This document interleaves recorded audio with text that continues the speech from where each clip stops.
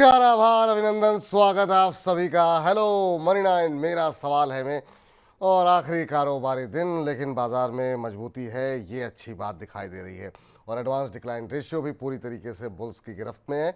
1653 share ऐसे हैं जो कि बढ़त के साथ कामकाज कर रहे हैं। महज 893 शेयरों में इस समय गिरावट देखने को मिल रही है, लेकिन फिर भी बाजार की वोलेटिलिटी जो है आज बाजार में बनी हुई है। आज हालांकि इंट्राडे में हमने देखा कि निफ्टी ने जो हाई लगाया है वो 24,420 के आसपास का था, और उसके बाद से एकदम से गिरावट बढ़ी और निफ्टी ने जो लो लगाया उसके बाद से 24,311 का लो था। हालांकि वहाँ से अगर हम देखें तो 30-31 पॉइंट की रिकवरी है। 24,344 ये निफ्टी का मौजूदा स्तर देखने को मिल रहा है। 227 अंकों की मजबूती, करीब 1% के आसपास की जो है वो बढ़त देखने को मिल रही है। लेकिन अपने ऑल टाइम हाई से अब ठीक ठाक करेक्शन का 600-700 पॉइंट का करेक्शन जो है वो नीचे जो है इस समय रिकवरी के बावजूद अपने ऑल टाइम हाई से करीब 650 पॉइंट के आसपास की गिरावट देखने को मिल रही है। बड़ा सवाल ये कि एक्सपायरी बीत गई, उसके बाद से निफ्टी बैंक की एक्सपायरी बीत गई, क्या अब थोड़ी सी स्थिरता आएगी बाजार में? और अगले हफ्ते क्या अगर कोई बड़ा सेटबैक, कोई बड़ा नेगेटिव न्यूज़ नहीं आती है तो क्या बाजार में अब रिकवरी मोड दिखाई देगा, या इस तरह का उतार चढ़ाव, इस तरह का कंसोलिडेशन बाजार में अभी थोड़ा लंबे समय तक चलेगा? किस तरीके के सेक्टर्स में अभी लगाने चाहिए दांव? आज हम देख रहे हैं क्रॉस द सेक्टर बाइंग देखने को मिल रही है। सभी सेक्टर इंडेक्स इस समय हरे निशान में है, और साथ ही साथ आज की एक सुस्त लिस्टिंग के बाद क्या रणनीति होनी चाहिए, इन तमाम पहलुओं पर बातचीत करेंगे। सबसे पहले रूबरू कराते हैं आज के खास मेहमान संतोष सिंह जी को। संतोष सर, बहुत बहुत स्वागत है आपका। और सबसे पहले बाजार पर ही आपकी टिप्पणी जानना चाहेंगे। काफ़ी लोगों को डराया, काफ़ी लोग घबराए भी, बहुत लोगों की टिप्पणियां आई कि अब क्या करें, क्या सब कुछ बेच दें या क्या करना चाहिए। अब थोड़ा सा बाजार स्थिर होता हुआ दिखाई दे रहा है। इस उतार चढ़ाव भरे बाजार में क्या अभी बाजार में कैश में रहना ज़्यादा फायदेमंद है? जो लोग नुकसान में हैं उन्हें किस तरह की स्ट्रेटजी अपनानी चाहिए, क्योंकि लोग काफ़ी पैनिक कर रहे थे? आपकी टिप्पणी क्या होगी सर लोगों के लिए? नमस्कार Vipul ji, thank you for having me on your show. देखिए, ज़रूर जिस तरह से मार्केट में हमने डीप कट देखे हैं, उसके बाद तो डेफिनेटली ऐसा लगता है कि एक बार जो है आपको थोड़ा कैश पोजीशंस अपने जो है फोलियो में ज़्यादा रखना चाहिए, क्योंकि जिस तरह से पिटाई हुई है वो काफ़ी जो है मतलब चिंता का विषय है। और आप देखें कि अगर निफ्टी में हम हेंस फोर्थ देख लें कि तकरीबन 24,500 के ऊपर अगर नहीं जाते हैं, तब जो है वो दिक्कत हो सकती है। तो एक बाउंस बैक डेफिनेटली है दिख रहा है, लेकिन वो बाउंस बैक कितना सस्टेनेबल होगा उसके ऊपर सारी चीज़ें डिपेंड करेंगी। थोड़े से चार्ट में जो कि अप ट्रेंड था, एटलीस्ट जो है medium term point of view से वहाँ पर थोड़े से क्रैक दिख रहे हैं। और बेसिकली क्रैक ज़्यादा जो है अगर आप देखें तो बैंक निफ्टी की तरफ आया हुआ है। तो ये तमाम चीज़ों को देखते हुए लग रहा है कि आपको डेफिनेटली कैश में रहेंगे। आइडियाज डेफिनेटली आपके पास आएंगे, लेकिन कैश रहना ज़रूरी है, क्योंकि जिस तरह से जियो पोलिटिकल टेंशंस भी हैं। और भारत के इर्द गिर्द अगर आप देखें, हमारे पड़ोसी देशों में काफ़ी उथल पुथल हो रही है। तो किसी भी तरह का नेगेटिव डेवलपमेंट जो है वो कहीं ना कहीं चिंता का विषय डेफिनेटली होगा। लेकिन कल अगर आरबीआई पॉलिसी देखें तो मोटे तौर पर बहुत सारी चीज़ें राहत भरी थी। मॉनसून के बारे में जो उनकी कमेंट्री थी वो केवल जो है एल नीना इफेक्ट के बारे में थोड़ा सा चिंता है कि शायद बारिश ज़्यादा हो कुछ क्षेत्रों में, जिसके कारण की क्रॉप का नुकसान हो सकता है। और इन्फ्लेशन जो है, फूड इन्फ्लेशन बेसिकली अगर आप देखें तो वहाँ पर चिंता है, क्योंकि लास्ट के 2 महीनों में जिस तरह से हीट वेव रही है और जी। उसके बाद काफ़ी बारिश हुई है, तो फूड इन्फ्लेशन काफ़ी स्टिकी है। जो कि सीपीआई इन्फ्लेशन बास्केट में एक लार्जर पाई है, और जिसके कारण की इन्फ्लेशन हो सकते हैं कि चिंताजनक हो। लेकिन ओवरऑल कमेंट्री जो है उनकी अच्छी थी। चाहे जीडीपी की बात कर लें, चाहे इन्फ्लेशन की बात कर लें, जियो पोलिटिकल डेफिनेटली एक चीज़ है जिस पे कर आपको नज़र रखनी चाहिए। और जी मुझे लगता है कि कैश में थोड़ा रहना बहुत ही लाजमी होगा। सर, कैश में रहना लाजमी है, लेकिन बहुत सारे लोग ऐसे हैं जो कि हायर लेवल पे लेकर के, चाहे वो डिफेंस में हो, रेलवे में हो, बहुत सारे पीएसयूज में हायर लेवल पे फंसे हुए हैं। वो अब बेचना भी नहीं चाह रहे हैं कि उसको हम इतने नुकसान में बेच दें। और बाजार ऊपर जा रहा था, बहुत हमारे एक्सपर्ट ने, आपने भी लोगों को अलर्ट किया था, लेकिन लोग हायर लेवल पे खरीदते जा रहे थे। क्या उनको भी नुकसान बुक करना चाहिए या थोड़ा वेट करना चाहिए रिकवरी का? आपकी टिप्पणी क्या है? देखिए, तो आपको पहले अपने आप को ट्रेडर हैं, निवेशक हैं, पहले ये निर्धारित कर लें। ट्रेडर अगर हैं तो आप, अगर प्राइस छोड़ता है तो आपको ज़रूर निकल जाना चाहिए, निवेशक हैं, और बराबर हम इस बात की कवायद करते रहे हैं आपके चैनल पर कि अगर आपको निवेश करना है तो 10-15% लें, बहुत लेना है तो 20% के करीब लें। पहले मर्तबा लें तो अगर आपने हाई पर मान लीजिए 20% भी ले लिया हो तो नीचे अभी काफ़ी स्कोप है आपको और लेने का, तो उस समय नहीं घबराना चाहिए। लेकिन अगर आपने पूरी एक मुश्त पैसे लगा दिए हों जी। तब डेफिनेटली जो है वो थोड़ा सा चिंता का विषय रहता है, और उस केस में मुझे लगता है कि आपको स्टॉप लॉस डिफाइन कर लें। जैसे मैं अभी बोला कि अगर 24,500 के ऊपर नहीं जाता है मार्केट तो हो सकता है कि चिंता हो, मार्केट में कट आए, क्योंकि एडवांस डिक्लाइनिंग बहुत ही पैथेटिक रहे हैं। चाहे रिकवरी के डे हो चाहे जो है इस तरह से भी, तो आज चूंकि एक रिकवरी दिख रही है, विदेशी बाजारों में रिकवरी थी जी। उन सारी चीजों को लेकर, लेकिन ऊपरी लेवल पर बाजार टिक नहीं पा रहा है इस तरह से दिख रहा है। तो जरूर डेफिनेटली कुछ प्रेशर्स हैं। अगर 24,500 के ऊपर जाता ठीक। है तब तो निश्चिंत रहेंगे आप, अदरवाइज जो है वो लिक्विडेट करते रहेंगे। चलिए, बड़ी संख्या में दर्शकों के सवाल हैं सर, फटाफट सवालों का सिलसिला शुरू करते हैं। सुनील कुमार जी के सवाल के साथ शुरुआत करते हैं और इनका प्रश्न आया है BHEL के ऊपर। 304 रुपये की इनकी खरीद है और क्या मुझे कह रहे हैं कि मुझे प्रॉफिट बुक करना चाहिए, प्लीज़ सजेस्ट कब तक होल्ड करना चाहिए मुझे। BHEL 304 रुपये की इनकी खरीद है और 301 रुपये 302 रुपये के आसपास चल रहा है, तो प्रॉफिट में तो नहीं है, 1-2 रुपये के नुकसान में ही है। कब तक होल्ड करना चाहिए इन्हें। आज 1-1.25% के आसपास की रैली जरूर देखने को मिल रही है, लेकिन एक महीने में 8-8.5% के आसपास का करेक्शन रहा है। BHEL में अभी क्या सलाह रहेगी सर, कि क्या थोड़ा वेट करना चाहिए अभी इन्हें। देखिए बीएचएल में काफ़ी बढ़ चुका है स्टॉक, और बजाय बढ़ने के अगर आप देखें जो लास्ट क्वार्टर के नंबर थे उसमें ऑपरेशनल लेवल पर कंपनी को 170 करोड़ रुपए के आसपास नुकसान कंपनी ने पोस्ट किया है, और नेट प्रॉफिट लेवल पे अगर आप देखें तो 211 करोड़ का नुकसान है, और ऑलरेडी स्टॉक में इतनी ज़्यादा बढ़ोतरी हो चुकी है। तो मुझे लग रहा है कि आपको तो जो है एकदम स्टॉप लॉस क्लियर लगा के रखना चाहिए। और जो चार्ट पर दिख रहा है वो स्टॉप लॉस एटलीस्ट 290 के नीचे अगर जाता है तब दिक्कत बढ़ सकती है, और अगर बहुत ही शॉर्ट टर्म अगर आप देख रहे हैं तो मुझे लग रहा है कि वहां पर आपको 298 के नीचे ही जाए तो आप निकल जाएं। चलिए, तो ये राय आपके लिए निकल करके आती हुई अगले दर्शक का प्रश्न लेते हैं। और अगले दर्शक हमारे साथ हैं सौरभ शर्मा जी। कह रहे हैं, dear sir please pick my question. बिल्कुल आपका सवाल ले लिया गया है सर। कह रहे हैं कि इनके पास MMTC के 150 शेयर हैं, 113 के भाव पर लिए हुए हैं, और इनके पास 50 शेयर इरकॉन के भी हैं जो कि इन्होंने 326 के भाव पर लिए हुए हैं। कह रहे हैं अब मुझे क्या करना चाहिए। तो अभी इन्होंने MMTC लिया है 113 पर, जो कि आ गया है अब 99-100 के आसपास, तो 13 रुपये पर शेयर का नुकसान यहाँ हो रहा है। वहीं इरकॉन की जो इनकी खरीद है वो 326 की है और वो चल रहा है 264 पे, तो यहाँ पर तो ज़्यादा नुकसान है आपको। और अभी क्या करना चाहिए सर। यहाँ पर भी 2.25% के आसपास इरकॉन इंटरनेशनल का शेयर टूटा हुआ है। ये सभी शेयरों में लोगों को काफ़ी अच्छा खासा लॉस हो रहा है। क्या धैर्य बनाए रखें। नज़रिया इन्होंने नहीं मेंशन किया हमें, तो हमें नज़रिया इनका नहीं पता, ये ट्रेडर हैं, ये निवेशक हैं, कितने समय तक होल्ड कर सकते हैं। लेकिन अभी की स्थिति में इनके लिए क्या सलाह रहेगी आपकी। देखिए मुझे लगता है कि एमएमटीसी जो है वो थोड़ी सी कमजोर कड़ी है, क्योंकि अर्निंग्स नहीं है कंपनी के पास। अदर इनकम पोर्शन से कंपनी की देख रहा हूँ कि कमाई होती है, जो कि बैलेंस शीट में कुछ पैसे पड़े हुए हैं। अदरवाइज बिजनेस एज सच जो है कंपनी की जो है वो ठप पूरा लग रहा है, क्योंकि अगर पूरे साल में देख लें अगर तो लास्ट ईयर पूरा अगर देखेंगे तो 5 करोड़ रुपए का केवल रेवेन्यू हुआ है, एमएमटीसी की बात कर रहा हूँ मैं। और उस लिहाज से, और चूंकि जो है इसमें अदर इनकम पोर्शन था जिसके कारण कि प्रॉफिट पोस्ट किया है कंपनी ने, लेकिन 15,000 करोड़ के वैल्यूएशन और बहुत सारी चीजें हैं जिसके कारण कि मुझे लगता है कि business as a going concern काफी डिफिकल्ट होगा। जी। अब इसको कहीं मर्ज कर दें, कुछ कर दें, या फिर इनके लैंड्स की वैल्यू हो सकती हो कुछ। तो उस लिहाज से मुझे लगता है कि इसमें आपको वो बने नहीं रहना चाहिए, इससे निकलने की सोचना चाहिए। और दूसरी जहाँ तक इरकॉन इंटरनेशनल की बात है, जो कि रेलवे में काम करती है, इंफ्रास्ट्रक्चर में है कंपनी, वो कंपनी रिजनेबली वैल्यूड है, पैसे भी अच्छे कमाती है। लास्ट क्वार्टर भी देख लें तो 224 करोड़ का मुनाफा था कंपनी को जून क्वार्टर में, जो कि प्रीवियस क्वार्टर से थोड़ा नीचे था। निराशा हुई डेफिनेटली, लेकिन ओवरऑल अगर आप देखेंगे तो यहाँ पर काफ़ी एक्सपेंशन की बात कर रहे हैं ये, और इसमें स्कोप ऑफ जो है मूविंग आप हो सकता है। तो यहाँ पर लॉस है तो थोड़ा रुक जाएं। निचले स्तरों पर अगर आपको मिलता है 250 के नीचे अगर जाता है फिर तो थोड़ा सा एवरेज कर ले, जी। फिर से ऊपर मिल सकते हैं मौके इनको। चलिए, तो ये राय निकल करके आती हुई इस बीच कल हमने कार्यक्रम किया था सर, जो हमारा हेलो मनी 9 है उस पर भी मैंने देखा बहुत लोगों की इस तरह की टिप्पणियाँ आई और आज भी कुछ टिप्पणियाँ आ रही हैं।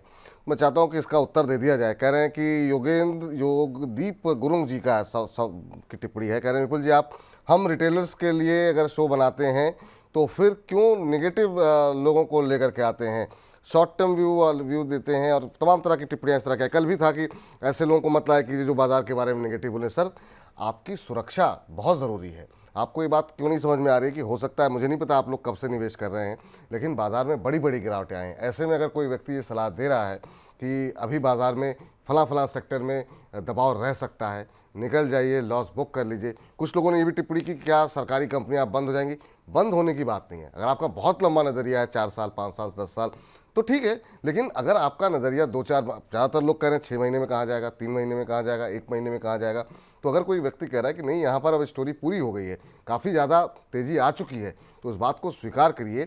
और उनका कोई व्यक्तिगत इंटरेस्ट नहीं है, वो यहाँ आपको खुश करने नहीं आए हैं, वो आपसे पैसे नहीं लेते हैं, वो यहाँ पर आकर के अपना समय देते हैं जिसमें कि वो और ज़्यादा आय अपनी बढ़ा सकते हैं। लेकिन अगर आपको कोई सलाह दे रहे हैं, आपको मानी नहीं माननी वो एक अलग विषय हो सकता है। लेकिन जब आप ये कहते हैं कि नहीं इनका व्यू निगेटिव है, उनका व्यू निगेटिव नहीं है, आपकी सोच थोड़ी सी निगेटिव हो रही है। बाज़ार में उतार चढ़ाव रहेगा और सबका बाज़ार को मापने का, देखने का नज़रिया अलग अलग होता है। हर व्यक्ति कहता रहे नहीं खरीदते जाओ, तो ऐसा संभव नहीं है। बाज़ार में ऊंचाई भी आती है, बाज़ार में गिरावट भी आता है, उसमें कई सारे पैरामीटर्स होते हैं। बहुत लोग फंडामेंटल तरीके से देखते हैं, बहुत लोग चार्ट्स के आधार पर देखते हैं। तो उनको अगर आपको नहीं फॉलो करना है, वो आपकी बात हो सकती है। लेकिन उनका जो कहने का माध्यम है वो यही रहता है कि ताकि आपके निवेश सुरक्षित रहें। आप लोगों को बजट के आसपास बहुत सारे निवेश, हमारे एक्सपर्ट्स ने, चाहे संतोष जी हों, बहुत सारे लोगों ने बोला था थोड़ा कैश पे आ जाइए, थोड़ा कैश पे आ जाइए। पिछले कई सारे शो से लगातार संतोष जी कह रहे हैं कि आप लोगों को थोड़ा कैश में रहना चाहिए, थोड़ा थोड़ा करके खरीदे, एक मुश्त ना खरीदे। लेकिन आप लोगों ने उस सामने बिल्कुल पीक पे आपने खरीदे हैं और अब आपको नुकसान हो रहा है, तो आप कहते हैं पॉजिटिव व्यू वाले लोगों को लेकर के आइए। ऐसा नहीं होता है बाज़ार के अंदर। आप लोगों ने हो सकता है बहुत गिरावटें ना देखी हो, लेकिन जो लोग बाज़ार में लंबे समय से, उनको पता है बाज़ार एक तरफा चाल नहीं चलता है। चलिए अगला प्रश्न लेते हैं, समय थोड़ा ज़्यादा हो रहा है। प्रदीप सिंह जी की सवाल लेते हैं। कह रहे हैं हेलो सर, आरबीएनएल के 250 शेयर हैं 570 पर, 2 साल होल्ड कर सकते हैं, मुझे क्या करना चाहिए। आरबीएनएल पे और भी 2-3 सवाल हैं सर। और लोग कह रहे हैं फ्रेश बाइंग के लिए क्या ये लेवल सही है, अभी एंट्री लें या फिर थोड़ा वेट करके और गिरावट के बाद एंट्री लें। रेलवे शेयरों पे काफ़ी लोगों का इंटरेस्ट रहा है, बहुत लोग फंसे भी हुए हैं और बहुत लोगों ने प्रॉफिट भी यहाँ पर कमाया है। अभी अगर आरबीएनएल की बात करें तो 517 के आसपास ये शेयर चल रहा है और इनकी खरीद सर 570 की है, तो लॉस में है। लेकिन नज़रिया इनका 2 साल का है। 2 साल के नज़रिए के साथ क्या होल्ड कर सकते हैं सर? एकदम होल्ड करना चाहिए, क्योंकि कभी कभी क्या होता है कि अगर आप लाइफ साइकिल देखेंगे कंपनियों के, तो उसमें मुनाफे किसी किसी क्वार्टर जो है वो कम आ जाते हैं। और जो भी इंफ्रास्ट्रक्चर कंपनीज होती हैं, तो उनकी अगर आप देखें ऑर्डर मिलना और उसको एग्जीक्यूट करना, वो काफ़ी टाइम होता है। और अगर उस एग्जीक्यूशन नहीं हुआ, जो है डिलीवरी नहीं हुई टाइमली, तो आपने बिल नहीं रेज कर पाते हैं, तो उस समय रेवेन्यू कम हो जाता है, आपकी मार्जिन कम हो जाती है। लेकिन ओवरऑल अगर आप देखें लास्ट क्वार्टर जो गया है, उसमें सिमिलर काइंड ऑफ चीज़ देखने को मिली है आरबीएनएल में। जिसमें कि लास्ट क्वार्टर अगर आप देखें मार्च का, 455 करोड़ रुपए का ऑपरेटिंग प्रॉफिट थी, जो कि घटकर 176 करोड़ हुई है।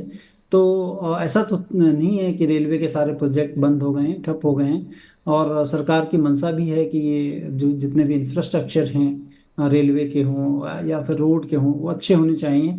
और उसमें काफ़ी इन्वेस्ट भी कर रही है गवर्नमेंट। मुझे लगता है कि अगर लंबी अवधि का नजरिया एकदम होल्ड करें, लेकिन निचले स्तरों पर थोड़ा और ऐड कर लें, यहाँ से कुछ सब्सटेंशियल करेक्शन होता है तो जी, थोड़ा और ऐड कर लें। बहुत लोगों के सवाल हैं सर कि फ्रेश एंट्री लेना चाह रहे हैं, तो कौन से लेवल्स आपको दिखाई दे रहे हैं ऐसे जहाँ पे फ्रेश एंट्री करनी चाहिए? देखिए, अगर आप, मुझे लगता है कि रेलवे में जो आरबीएनएल है, उसमें चूंकि थोड़ी सी अभी कह लें कि क्वार्टरली नंबर्स के बाद जो डिसअपॉइंटमेंट आया है, और जिस तरह से स्टॉक के भाव टूट रहे हैं, आप देखें कि जो टेक्निकल टारगेट हो सकते हैं एटलीस्ट यहाँ पर, वो तकरीबन जो है 70-80 रुपये और जा सकता है स्टॉक। तो करंट मौजूदा स्टॉक प्राइस से अगर आप देखें 70-80 रुपया घटता है, तो आपको एकदम और ऐड कर लेना चाहिए। चलिए ठीक है। इस बीच अगला प्रश्न लेते हैं और अगला प्रश्न जो हमें भेजा गया है, गोविंद जी हमारे साथ मौजूद हैं। गोविंद जी को नमस्कार।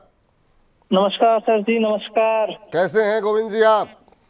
सर हम बहुत अच्छे हैं और हमें आपका जो ये शो चलता है सर, इससे काफी मोटिवेट मिला है सर। अरे हम शुक्रिया हैप्पी सर। हैं सर आपके शो देखकर सर।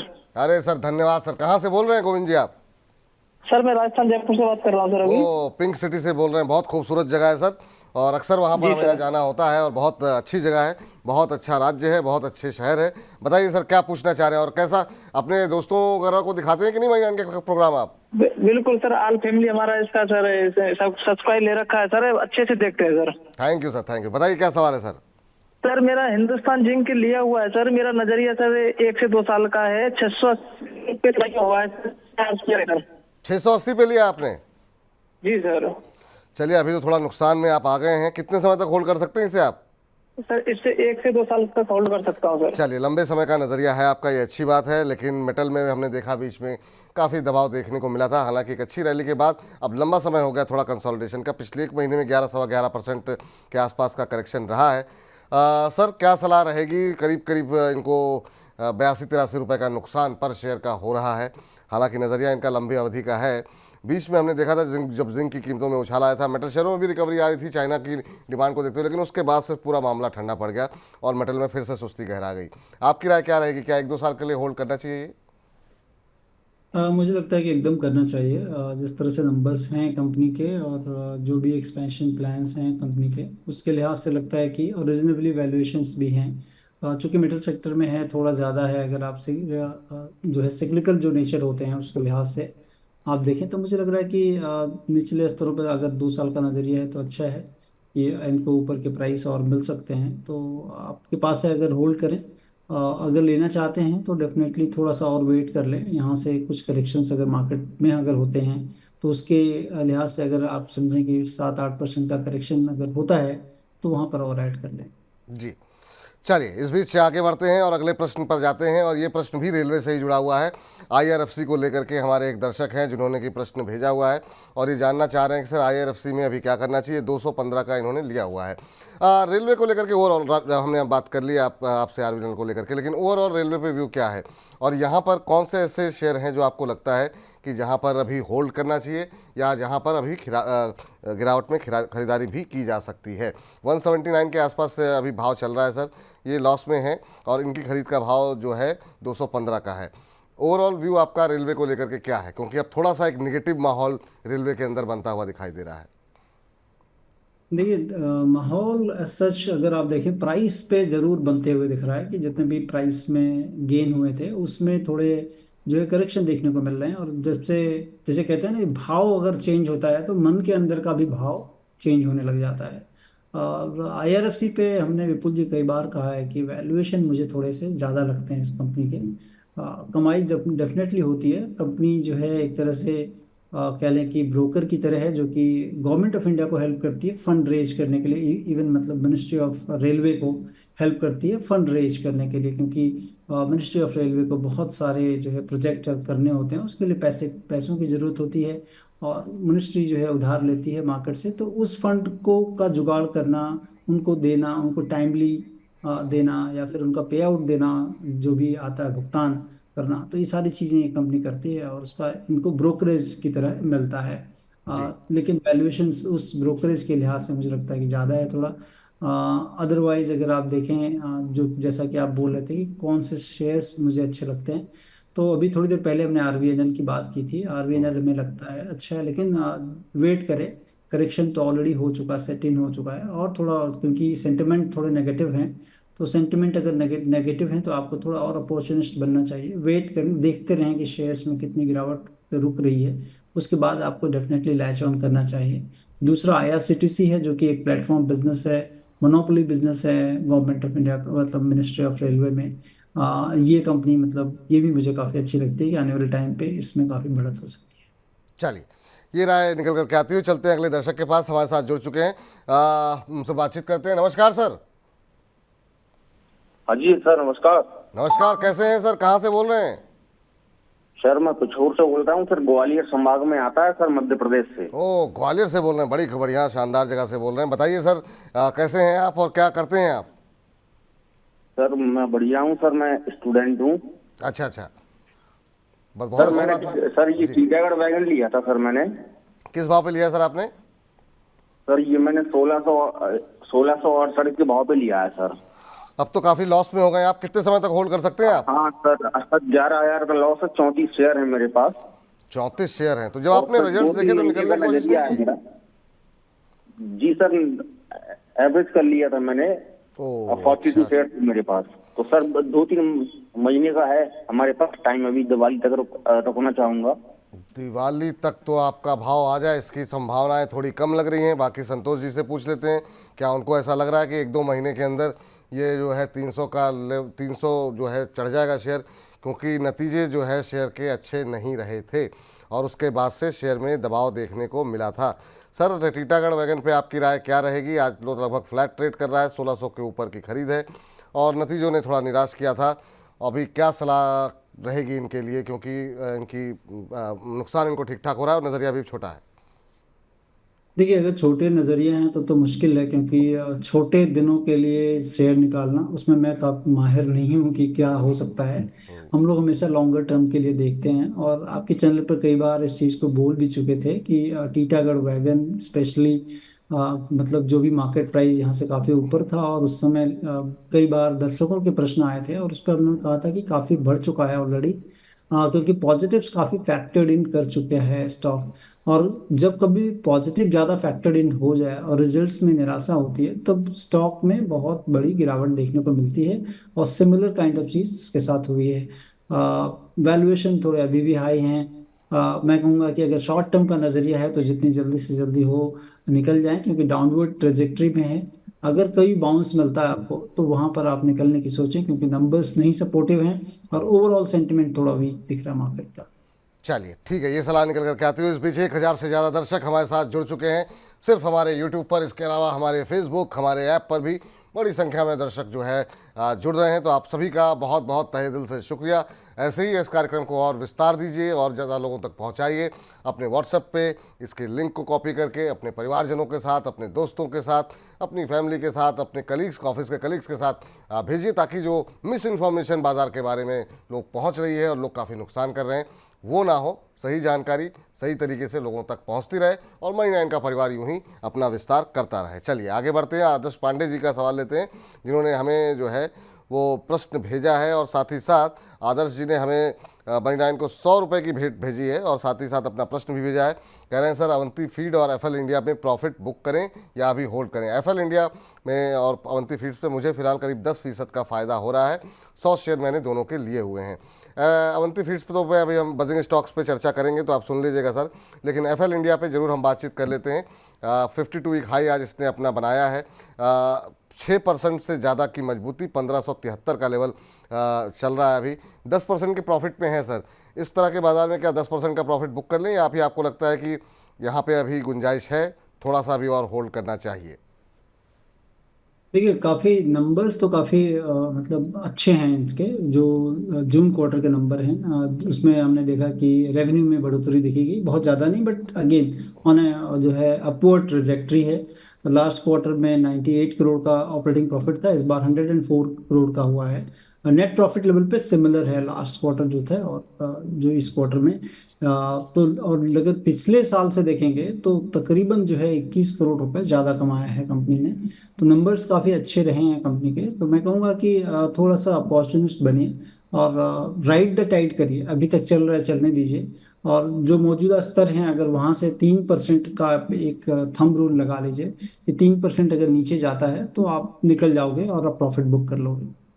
चलिए, तो ये राय यहाँ पर निकल करके आती हुई। चलिए आगे बढ़ते हैं और अगले दर्शक का प्रश्न लेते हैं। और हमारे साथ अर्जुन जी जुड़ चुके हैं निशाना लगाने के लिए। अर्जुन जी को नमस्कार। नमस्कार सर जी। नमस्कार। कैसे हैं अर्जुन जी, कहाँ से बोल रहे हैं? मैं तो सर सब ठीक है सर जी, मैं मुंबई से बात कर रहा हूँ। मुंबई से बात करें, चलिए बहुत अच्छी बात है सर। आप कैसे, आप सब ठीक है सर? हाँ जी सर। सब ठीक है सर, आप लोग सब ठीक है? नहीं, सब बढ़िया सर। और बताइए सर, क्या प्रश्न पूछना चाह रहे हैं आप? सर मेरा एक प्रश्न सर टाटा पावर पे था, जो जी। मेरी एवरेजिंग बाई है ये किस भाव पे? आपकी आवाज़ थोड़ी कट रही है। किस रेट पे आपने लिए हुए हैं? 302 रुपए की। 302 302। मुझे जानना है कि हाँ मैं इसको 3 साल के लिए होल्ड कर सकता हूँ, ठीक है। और मुझे ये जानना है कि इसमें मैं एवरेजिंग कब कर सकता हूँ? अगर ये जैसे अभी ये गिर रही है इसकी प्राइसिंग, तो एवरेजिंग में कब कर सकता हूँ? होल्डिंग रेट मेरा 3 साल तक का मैं रख सकता हूँ। 2-3 साल का नज़रिया, ये अच्छी बात है। हालांकि पता नहीं क्या हुआ पिछले हाल फिलहाल के दिनों में, कुछ एक ब्रोकरेज हाउसेस थोड़ा सा इस पे नकारात्मक हुए थे। ख़ास तौर से जिस तरीके से पहली तिमाही के नतीजे आए थे, हालांकि मुनाफा 31% कंपनी का बढ़ा था। सर, आपकी क्या सलाह रहेगी टाटा पावर को लेकर के? नज़रिया लंबी अवधि का है, लेकिन पिछले कुछ दिनों में यहाँ पर गिरावट देखने को मिली है। ये भी प्रॉफिट पे हैं, 320 के आसपास की खरीद है, 420 के आसपास का भाव है। पिछले 5 दिन में हमने देखा करीब 4-5% का करेक्शन यहाँ पर आता हुआ दिखाई दिया है।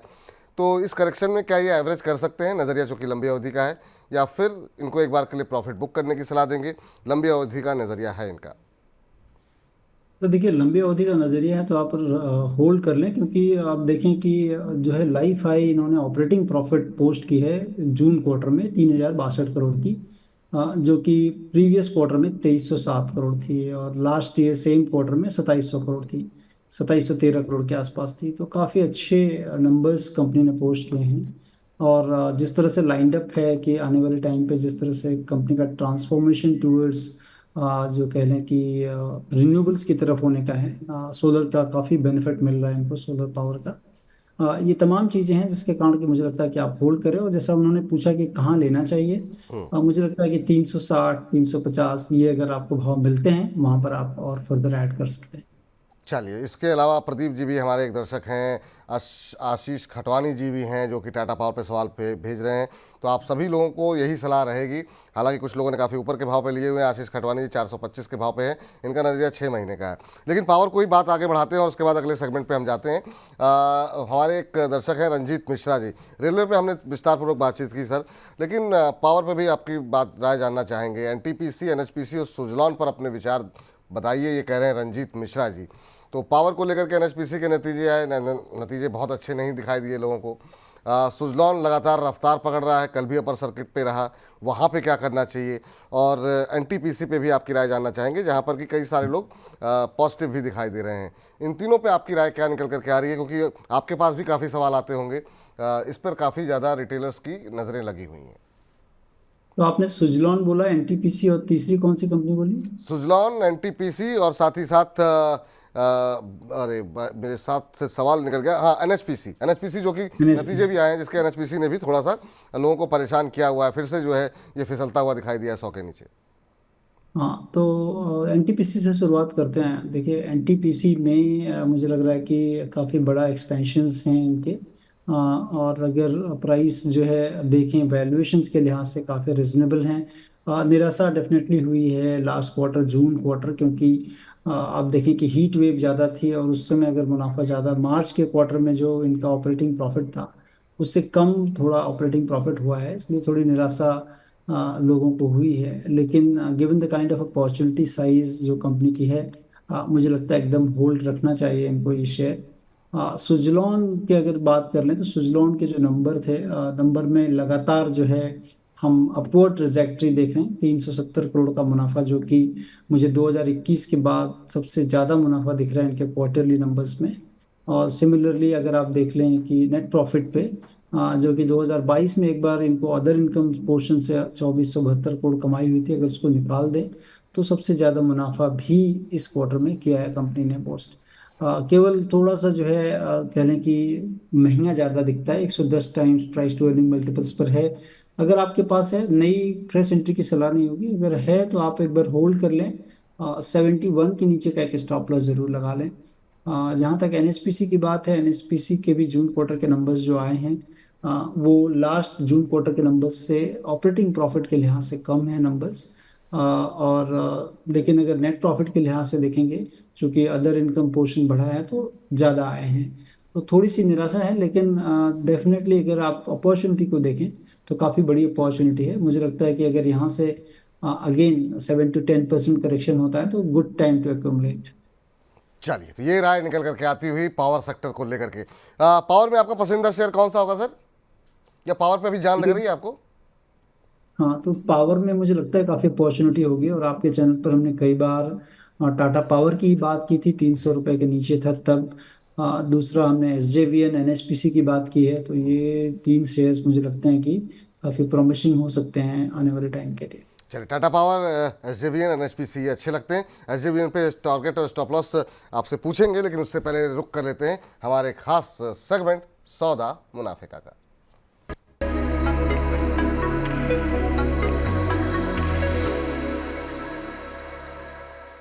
नमस्कार, स्वागत है आपका मनी नाइन की खास पेशकश सौदा मुनाफे में, जिसमें हम आपको बताते हैं एचडीएफसी स्काई की तरफ से कुछ बेहतरीन कॉल्स। और ये बताने के लिए हमारे साथ हर रोज जुड़ते हैं मेरे सहयोगी संदीप ग्रोवर।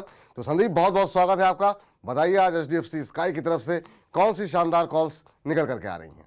शुक्रिया विपुल जी। आज के लिए जो स्टॉक का रिकमेंड किया गया है एचडीएफसी स्काई की ओर से वो है टोरेंट पावर का। जो बाइंग प्राइस है, जो रिकमेंडेड प्राइस है वो 1700 रुपये से लेकर 1787 रुपये 90 पैसे, ये रिकमेंडेड प्राइस रेंज है जिसमें आपको इस स्टॉक को खरीद के चलना है। पहला टारगेट है 1920 रुपये का और दूसरा टारगेट है 2057 रुपये का। ये दोनों टारगेट आपको ध्यान में रख के चलने हैं। चूंकि एक टेक्निकल कॉल है तो 1669 रुपये ये आपको स्टॉप लॉस के तौर पर भी मेंटेन करना है। ये कॉल 9 अगस्त यानी आज ही शुरू की गई है और 5 नवंबर 2024 तक वैलिड है। तो आप थोड़ा सा लंबा नजरिया लेके इस स्टॉक में अगर आप निवेश करते हैं या पैसा लगाते हैं तो करीब करीब 13% के आसपास का जो एक्सपेक्टेड रिटर्न है वो स्टॉक में देखने को मिल सकता है। फिर से बता दूं, 1669 का स्टॉप लॉस है, 1920 का पहला टारगेट, 2057 रुपए का दूसरा टारगेट है जो कि आपको टोरेंट पावर के स्टॉक में देखने को मिल सकता है। ये trading calls HDFC sky app का एक फीचर है जहां आप एचडीएफसी स्काई की in house expert research team से रिकमेंडेशंस ले सकते हैं। साथ ही स्क्रीन पर दिए गए क्यूआर कोड की मदद से आप एचडीएफसी स्काई के ऐप को डाउनलोड भी कर सकते हैं या फिर डिस्क्रिप्शन में दिए गए लिंक पर क्लिक करके एचडीएफसी स्काई के साथ डीमैट और ट्रेडिंग अकाउंट खोल सकते हैं। चलिए संदीप, बहुत बहुत शुक्रिया, बहुत बहुत धन्यवाद आपका बताने के लिए कि एचडीएफसी स्काई की तरफ से वो कौन सी कॉल्स हैं जिस पर कि हमारे निवेशक, हमारे ट्रेडर जो है कॉल्स इनिशिएट कर सकते हैं। बहुत बहुत धन्यवाद आपका। तो चलिए फिलहाल हमारी खास पेशकश में इतना ही। आप बने रहिए लगातार मनी नाइन के साथ।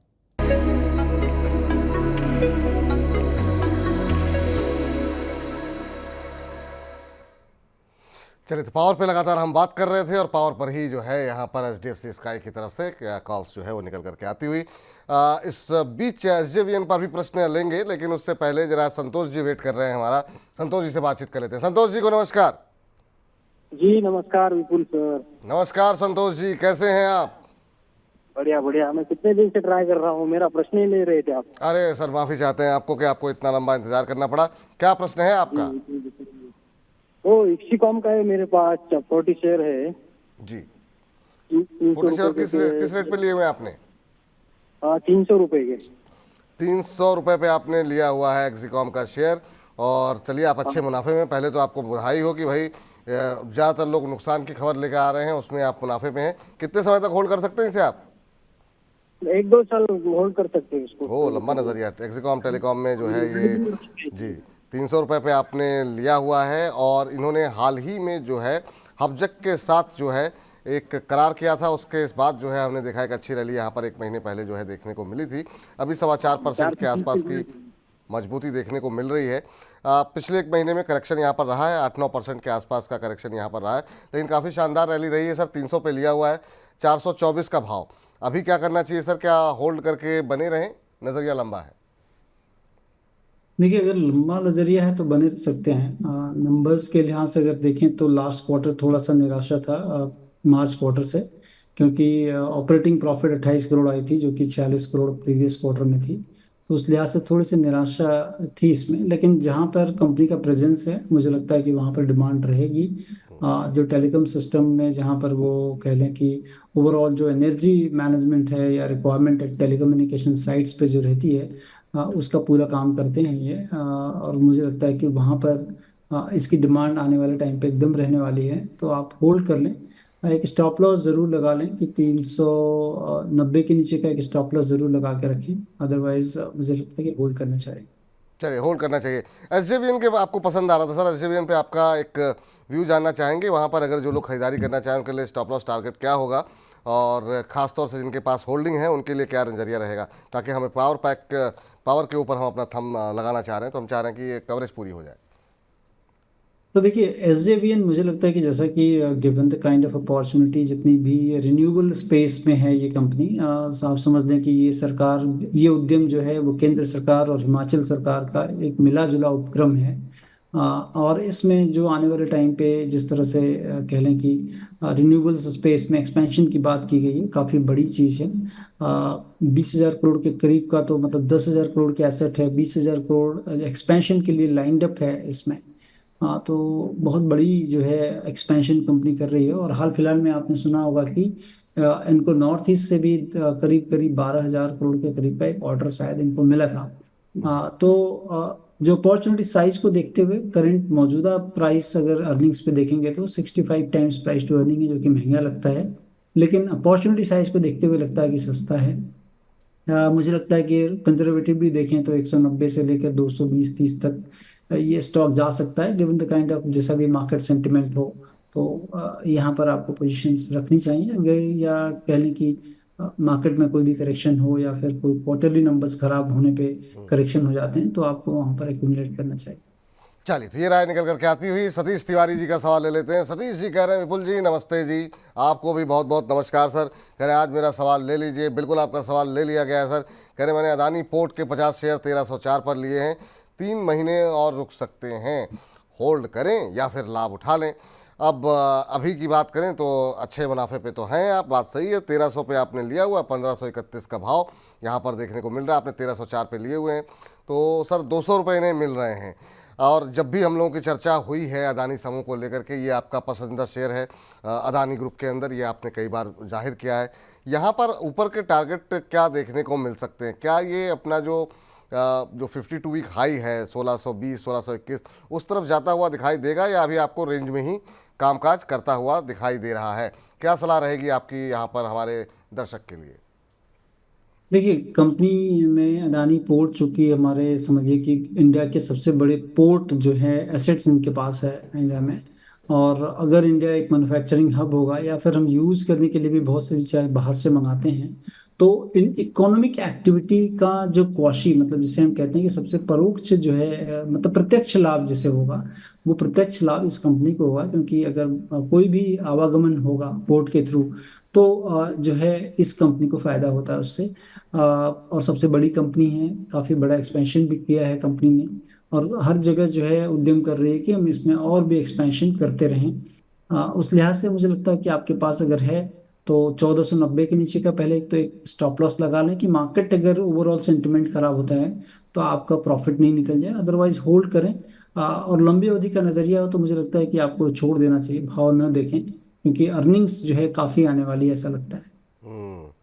इस बीच हमारे एक और दर्शक हैं और उन्होंने भी इसी पर सवाल किया। रॉक एंड रोल जी हैं, 50 शेयर 1560 के भाव पर लिए, मुझे क्या करना चाहिए? सर आपको बता दिया गया है। तो रॉक एंड रोल जी, आपका भी प्रश्न, आपका नाम भले ही अलग से ना लिया गया हो, लेकिन आपका प्रश्न का उत्तर हो गया है। शर्मी जोशी जी कह रही हैं, very good afternoon sir, I am big fan of you. बहुत बहुत शुक्रिया शर्मी जी, धन्यवाद आपका। आप लोगों का प्रेम ऐसे ही जो है बना रहे मनी9 के साथ। करें कि हर सिचुएशन में आपकी एडवाइस बूस्टर डोज का काम करती है। अब इनका सवाल है यूको बैंक को लेकर के, 800 शेयर इन्होंने लिए हुए हैं, 62 की रेट पर हैं।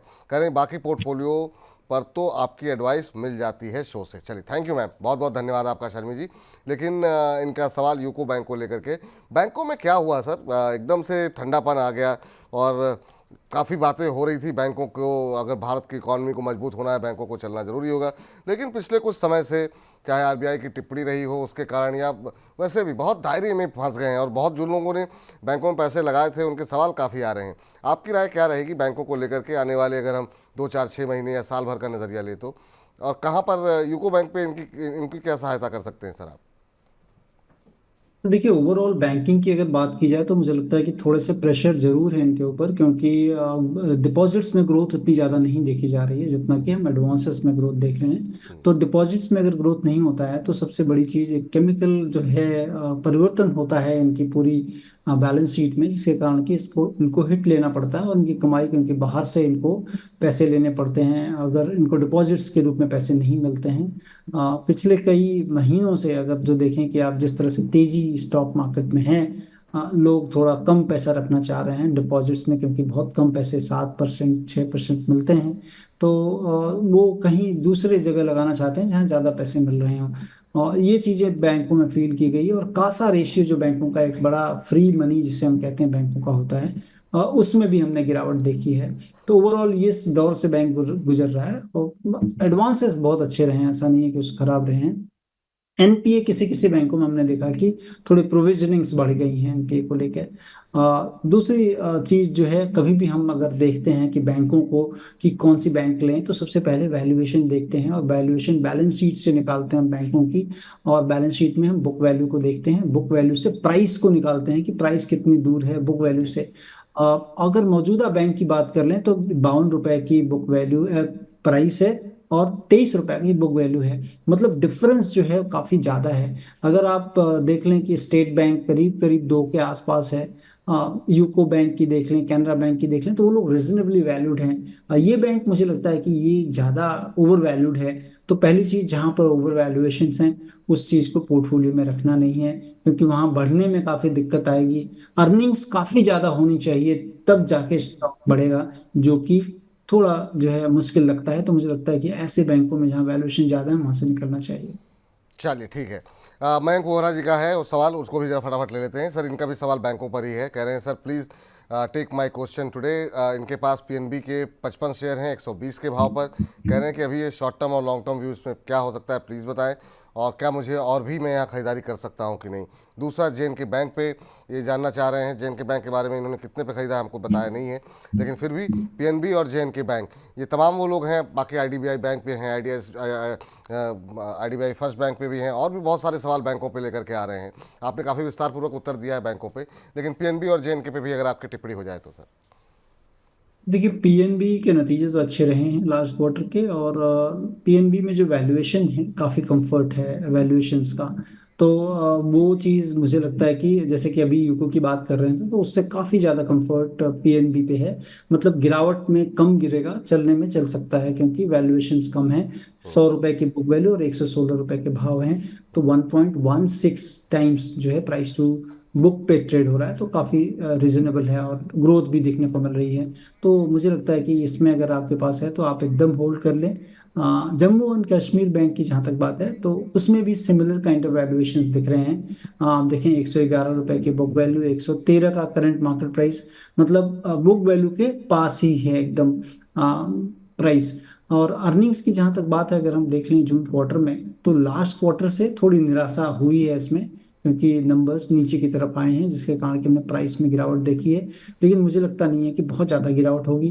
केवल एक चीज़ का ध्यान रखें कि जम्मू एंड कश्मीर जो बैंक है उसमें जो पहले की इनके जो पोर्टफोलियो है उसमें पर्सनल लोन काफ़ी ज़्यादा है than to the industries loan, क्योंकि वहाँ पर इंडस्ट्री अभी उस तरह की नहीं है। तो ये एक जो है कह लें कि कमजोर कड़ी होता है पर्सनल लोन, और बराबर आरबीआई इस चीज को इंडिकेट कर रहा है आजकल कि बैंकों में जो ग्रोथ हो रही है ज्यादा, वो पर्सनल लोन की तरफ हो रही है, जिसमें कि हम कोई कोलेटरल नहीं देते हैं, और उससे बैंक को रिस्क हो सकता है। तो वो थोड़ा रिस्कियर कैटेगरी वाला ये बैंक है। सर रेलवे पे बात हो गई, बैंक पे बात हो गई, पावर पे बात हो गई। एक छोटा सा सवाल और है और चाहेंगे कि थोड़ा संक्षिप्त में आपको उत्तर दें ताकि अगले सेगमेंट की तरफ हम बढ़ें।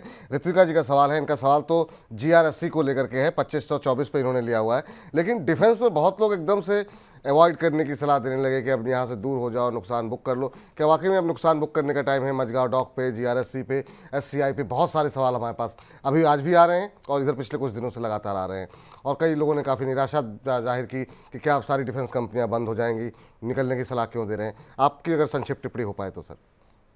तो देखिए, मुझे ऐसा कोई रीजन नहीं लगता कि आपको निकल जाना चाहिए, क्योंकि सबसे बड़ी चीज जब भी हम देखते हैं कि क्या ऑर्डर बुक में परिवर्तन हो गया, क्या सरकार की नीतियों में कोई परिवर्तन हुआ, तो ऐसा सच कुछ दिखता नहीं है कि सरकार की नीतियां हो में कम हो या रक्षा का बजट कम कर दिया गया हो। सबसे पहली चीज तो इस तरह की कोई भी चीज नहीं दिखती जिसके कारण कि हम कहें कि इन कंपनियों के मुनाफे कम हो जाएंगे। शॉर्ट टर्म में डेफिनेटली विपुल जी आपने देखा ही होगा कि बहुत तेज से Hindustan Aeronautics, GRSC, Mazagon Dock, Cochin Shipyard, इनमें जो बहुत तेजी से तेजी आई थी, अब उसको रिट्रेस कर रहा है ये एक तरह से। तो retracement and correction is also I think is most welcome, क्योंकि काफी फ्रॉड जो होता है कम हो जाता है और रिजनेबली वैल्यूएशन की तरफ प्राइस आने लगता है। तो मुझे नहीं लगता है कि आपको बहुत ज्यादा निराश होना चाहिए इसमें। चलिए ठीक है, तो ये राय निकल करके आती हुई हर्षित चौहान जी कह रहे हैं, लेकिन आपने मेरा मेल नहीं पढ़ा विपुल जी, एक हफ्ता हो गया। आपकी मेल पढ़ी सर मैंने यहाँ, और बाकी लोगों ने भी पढ़ी, लेकिन यहाँ पर भी हम लोगों के पास बहुत सारे परिवर्तन हो रहे हैं, ऑफिस के अंदर बहुत सारे कामकाज चल रहे हैं, इस वजह से आपकी मुलाकात नहीं हो पाई। हमारे पास आपका नंबर सुरक्षित है, जब भी हमको लगेगा कि आपको कार्यक्रम में शामिल करना चाहिए या फिर आपकी एडवाइस लेनी चाहिए तो बिल्कुल आपसे संपर्क किया जाएगा सर। और निराश मत होइए, जब होगा तो हम खुद आपको आमंत्रित करेंगे कि आप नोएडा आइए और यहाँ पर बैठ करके फिर बातचीत करते हैं, और जो भी आपका प्रस्ताव है उस पर विस्तारपूर्वक बातचीत होगी।